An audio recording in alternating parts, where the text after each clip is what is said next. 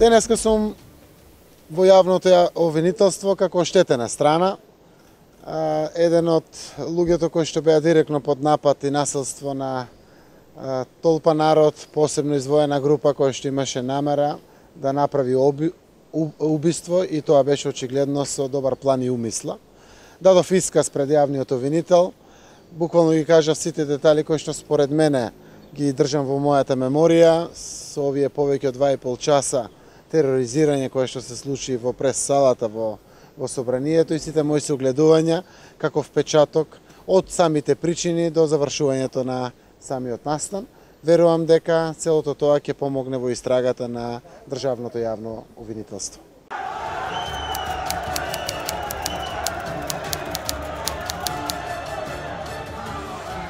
Оставам професионалците да го утврдат тоа. Јас го кажувам мојот впечаток со сите детали, како тоа беше организирано, како беше осмислено, како беше оркестрирано, диригирано и како во суштина експликацијата на действијата се случуваше. Мавањето со сталактите на вашите камери, мавањето со сите овие железни предмети кои што беа од столиците, од масите, дрвените предмети, фрлањето на гајтаните од самите камери кои што беа таму присутни во салата со цел да бидеме фатени за врат, за екстремитети, веројатно излечени или удавени или слично. Сето тоа го кажуваме со зборови. Стручните луѓе и обвинителството се тие кои што треба да му дадат квалификација на делото. Едно знам. Собранието има 5 влеза. Тоа е главниот влез, влезот кон домот на армијата, влезот кон бившото Министерство за надворешни работи, гаражата и влезот кој што е према зградите. Толпата насрна од сите страни на собранието. Ниту еден од останатите 4 влеза не беше отворен, иако имаше полицајци кои што беа пробиени од толпата. Народот дојде до вратите, но не можеше да ги отвори вратите, од проста причина што протоколот на обезбедувањето на собраниските врати преку челичните шипки се ја заврши работата. Таму тие челични шипки не беа тргнати. Беа тргнати единствено челичните шипки или профили од главниот влез или главните влезни врати на собранието, кои што очигледно, веројатно, 100% беа тргнати за жал од мои колеги пратеници. И знам дека немаше да се случи ни Н од насилство ако моите колеги пратеници не го направија тоа, односно не ги на добро осмислен начин, преку телефонски разговори, договарајќи го со некого тоа целосно. 6 мина, кои што јас имав прилика да ги видам, учествуваа во тргнувањето на челичните профили, па дури и нивно бутање со нога, за да масата не се сопне, која ќе влезе прво на едната врата, па на другата врата, па им покажувајќи многу прецизно кој е најблискиот пат да се стигне до прес-салата. Тоа е покрај пленумот, овде во холот каде што одмарат пратениците во кратките паузи, директно до скалите кои што водат до холот на прес-салата. Тоа е очигледно умисла план кој што некој го направил однапред и на крајот спонтано влегување со фантомски маски е далеко од здравиот разум, од спонтаност.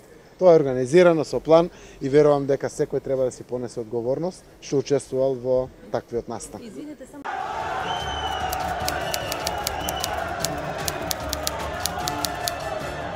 Шестмина пратеници од ВМРО учествувале директно во организирањето на отварањето вратите, двајца дигнале профилите метални и останатиот дел до 6 мина дадоа директни патокази како да се оди до прес-салата каде што беа мнозинството, пратениците од мнозинството парламентарно.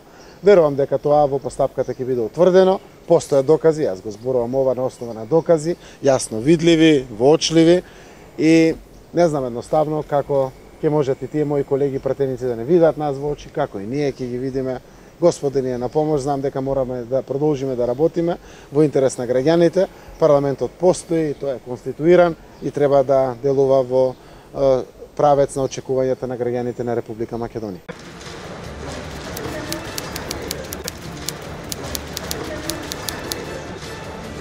Ова се две различни работи. Прво, јас очекувам дека Ѓорги Иванов во рок од 10 дена ќе го даде мандатот.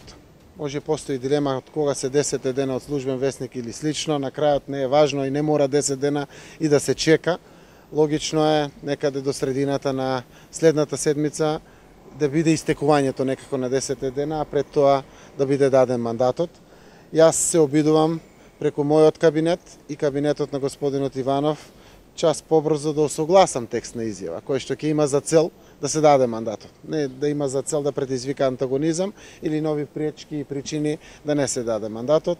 Веднаш штом ќе биде осогласена меѓу нашите два кабинети, таа изјава на гаранцијата за унитарноста, територијалниот суверенитет, територијалниот интегритет, суверенитетот, уставноста на државата, евроинтеграциите, Охридскиот договор, сето она што е важно, кој што во континуитет го кажуваме ние политичките партии, а му е важно на господинот Иванов да му биде дадено како гаранција, штом го согласиме, веднаш ќе побарам јавна средба, имам намера тоа покрај кај господинот Иванов да го објавам до вас медиумите за ден поскоро да биде даден мандатот, заради тоа што логично ако не ни треба 20 дена, но ќе ни требат неколку денови во делот на преговори да формираме влада со конечна цел до крајот на овој месец Република Македонија да има нова реформска влада. Во вториот дел од вашето прашање, логично е да се закаже седница на парламентот, но претходно мора да се усогласат пратеничките групи, веројатно за двете неопходни комисии. Тоа е законодавно-правната комисија, комисијата за политички систем, дури и за закон по брза постапка, кој што е едноставен. Таму стои прва половина на мај, веројатно мај треба да го промениме со октомври, ноември, септември, не знам со некои тие дати ако е есента, или ако е идната пролет, тоа да биде со март, април, мај, веројатно.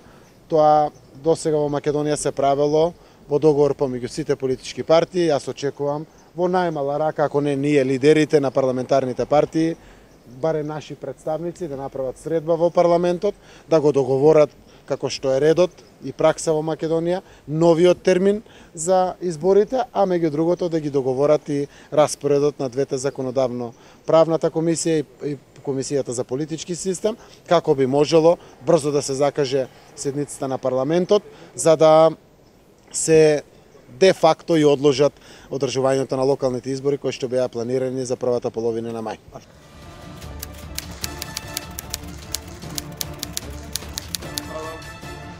Господинот Иванов испрати недвосмислена изјава дека покрај 10 дена кои што сега му се обезбедени со доставувањето на писмото од претседателот на собранието господинот Талат Џафери, дека ги очекува и гаранциите кои што Заев ги најавил, така тој рече, во делот на унитарноста, територијалниот интегритет, суверенитетот и дека намерата е да се даде мандатот. Јас на вистина, знаете дека од самиот прв момент зборам дека не треба да разгледуваме Б, С, Д варијанти, да се држиме на А варијантата, тоа е да не ја нарушуваме праксата во државата.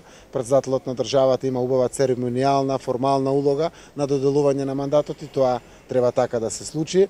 Јас на вистина, ве гледате, правам се, разгледувам начини како да ги формулираме речениците, кои што ќе бидат соодветни за господинот Иванов, за да може да бидат на вистина позитивно одлучувачки во неговата одлука за да се даде мандатот. Господине Заев,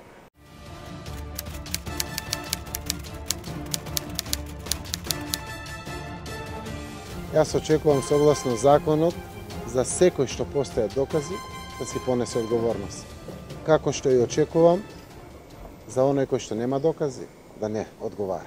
Тоа е правда и правна држава која што треба да постои и тоа е редот на работите. Законот мора да важи еднакво за сите.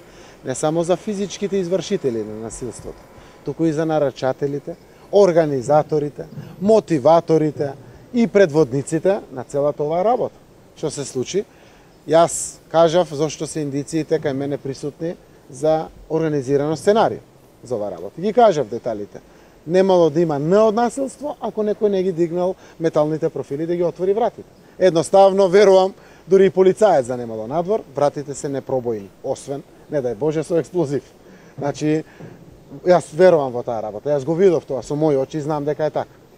Треба да одговара тој што го нарачал тоа, го усмислил, го организирал, го спровел, го мотивирал и го на крајот екзекутирал или физички го реализирал.